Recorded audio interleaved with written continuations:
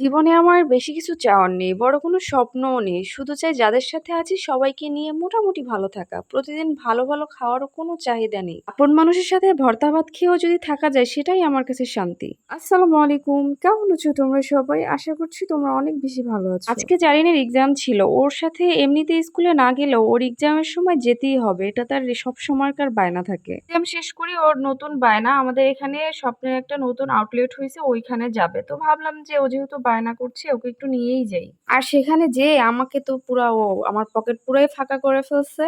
ওর যেটা ভালো লাগছে ও সেটা নিছে। মানে আমাকে বলছে মাম্মি আজকে আমার যেটা ভালো লাগবে আমি সেটাই নিব। এ আমার এক্সাম খুব ভালো দিয়েছে এইজন্য আমি আর তাকে কোনো বারণ করিনি। তার যেটা ভালো লেগেছে সে সেটাই নিয়েছে। আচ্ছা তোমাদের বাজার করতে কেমন লাগে? কমেন্টে জানিও তো। আমার তো ভালোই লাগে মোটামুটি। আমি বাইরে গেলে টুকটাক কেনাকাটা করি। এমনিতে আমার প্রয়োজন হয় না। আপনাদের ভাইয়াই কেনাকাটা করে আর আমার আম্মু। এজন্য আমার খুব একটা বাজারে যাওয়াও হয় না আর কেনাকাটাও হয় না। কিন্তু আমি বাজারে গেলে টুকটাক কেনাকাটা করার চেষ্টা করি। তো যা বলছিলাম, বিলাসিতা না থাকলেও যদি মনে শান্তি থাকে তবে সেটাই আমার কাছে বড় প্রাপ্তি।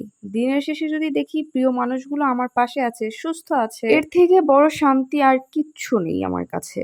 আমি আল্লাহর কাছে আরেকটা জিনিস চাই। আমি চাই আমার সন্তানদেরকে মানুষের মতো মানুষ করে গড়ে তুলতে। তাদের জন্য অঢেল সম্পদ রেখে যাওয়ার কোনো ইচ্ছে নেই। কিন্তু যেন তারা সত্যিকারের মানুষের মতো মানুষ হয়, ভালো-মন্দ চিনে জীবন কাটাতে পারে, এই চাওয়াটাই আমার কাছে সবচেয়ে বড় স্বপ্ন। এতটুকু ভালো থাকলে আলহামদুলিল্লাহ। আমার আর কিচ্ছু চাওয়ার নেই আল্লাহর কাছে। বাইরে থেকে আসার পরে কিন্তু আর খুব একটা তেমন কিছু রান্না-বান্না করতে মনে চায় না। কারণ শরীর বেশ তখন টায়ার্ড থাকে। তেমন কিছুই রান্না-বান্না করতে মন চায় না। আর আজকে বাসায় তেমন কিছু ছিলও না রান্না করার জন্য। আর অনেকদিন ধরেই ভর্তা খাওয়া হয় না। তো ভাবলাম যে আজকে তেমন কিছু রান্নার জন্য নাইও, তাইলে একটু ভর্তা করি। অনেকেই বলে কি ভর্তা করা অনেক সহজ এমনি রান্না-বান্নার থেকে। ভাই কে বলে এইসব কথা? ভর্তা করা অনেক কঠিন। মানে এর থেকে মনে হয় যেকোনো রান্না খুব ইজিলি করা যায়। ভর্তা এত কঠিন।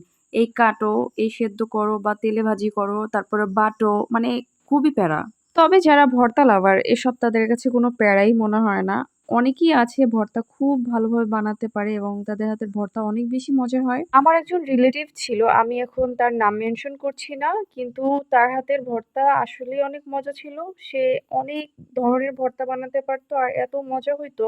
আপনাদের সাথে কথা বলতে বলতে আমার কিন্তু অলরেডি শাক ভর্তা বানানো কমপ্লিট হয়ে গিয়েছে। বাসায় অল্প একটু ঢেঁড়স ছিল, এটা দিয়ে ভর্তা করেছি। এই ভর্তাটাও মাশাআল্লাহ অনেক বেশি মজা হয়েছিল। আর হ্যাঁ, ভর্তাতে কিন্তু পেঁয়াজটা একটু ভেজে দিলে সেই ভর্তাটা খেতে বেশি মজা হয়। এখানে আমি ঝিঙা ভর্তা বানিয়েছিলাম। আমার এটা সেকেন্ড টাইম ঝিঙা ভর্তা খাওয়া। আগে একবার কে যেন বানিয়েছিল, তার কাছ থেকে খেয়েছিলাম আর এবার আমি বানিয়েছি। এই ঝিঙা ভর্তাটা ভাই একদম বেস্ট। মানে সবার বেশি পছন্দ হয়েছিল এই ঝিঙা ভর্তাটা। সব ভর্তাগুলোই আলহামদুলিল্লাহ অনেক মজা হয়েছিল, কিন্তু আমি শাক ভর্তাটা খেতে পারিনি, অনেক বেশি বাজে হয়েছিল। আজকের ভিডিওটা এই পর্যন্তই। দেখা হবে নেক্সট কোনো